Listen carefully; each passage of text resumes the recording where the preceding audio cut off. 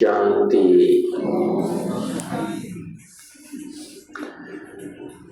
बहुत ही सुंदर आदरणीय दीदी ने बताया किस प्रकार सृष्टि के रचयिता सबके दिलों के अंदर स्थान बनाने वाले हमारे परम पिता परमात्मा शिव बाबा का जन्म उत्सव जैसे जैसे नजदीक आता है तब तब हमारे दिल की धड़कन बढ़ती रहती है कि कब वो दिन आए हम अपने प्रीतम का सत्कार कर सकें, उसके उपकारों का रिटर्न कर सकें, क्योंकि शिव बाबा के बहुत उपकार हमारे ऊपर रहे हैं। जब से हमने जन्म लिया, माता पिता की पालना ली, तब से उसका वरद हस्त हमारे सिर के ऊपर रहा।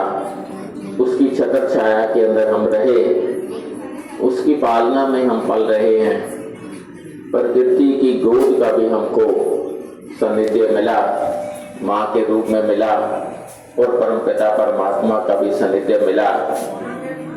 अब हमको उसका रिटर्न देने का अवसर आया है कि जो उपकार परमपिता परमात्मा ने हमारे ऊपर किए हैं उसका रिटर्न हम कैसे चुकाएं, कैसे परमात्मा को हम धन्यवाद करें, कैसे उसका शुक्रिया करें, किन शब्दों में उसका बखान करें।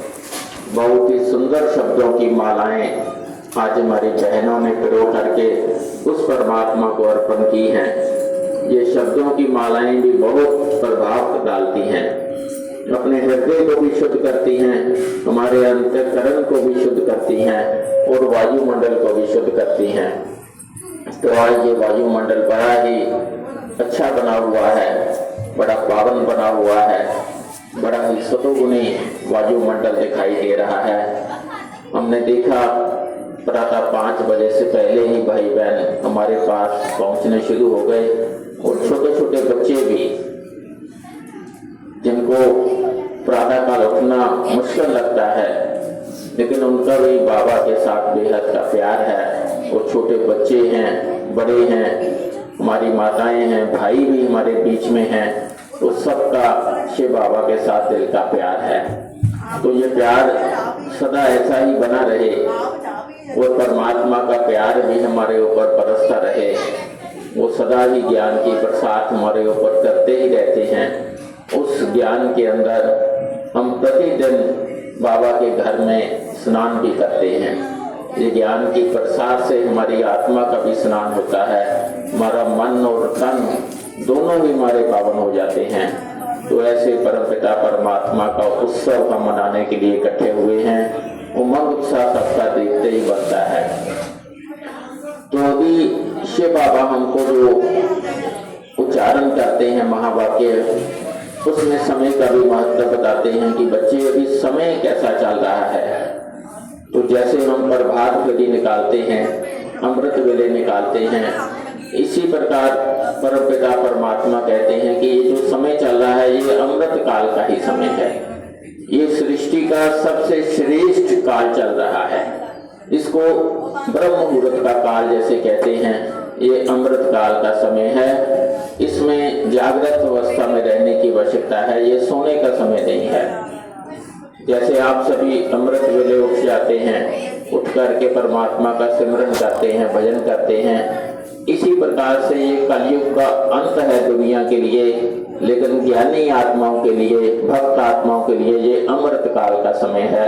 ये कलयुग का अंत नहीं है, ये जागने का समय है, जागृत अवस्था में रहने का समय है, हर समय जागृत रहने का।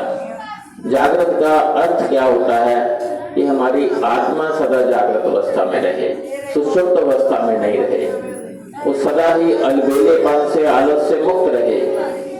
वो जितना भी अपना समय है वो समय को सफल करे, अपने तन को, मन को, धन को वो प्रभु के प्रति अर्पण करे। यही हमारे मन के अंदर भावना उसके प्रति रहनी चाहिए। वो परमपिता परमात्मा का उपकार हमारे ऊपर बहुत है। हमारे अनेक जन्म इससे पहले भी हो चुके हैं। अभी ये समझो कि हमारा ये इस सृष्टि काल के अंदर अंतिम जन्म है।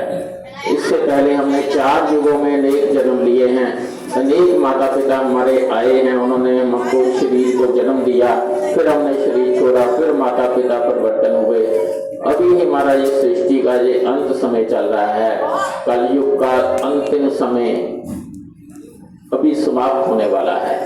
ये परमात्मा ने हम सबको आदेश दिया है। अभी लंबा समय ये सृष्टि चलने वाली नहीं है, अभी नई सृष्टि का उदय होने वाला है। इसी भारत की भूमि के अंदर जहाँ स्वर्णिम युग था, सतयुग था, जहाँ देवी देवताएं यहाँ पर निवास करते थे, वो देवी देवताएं भी कहाँ चले गए हैं?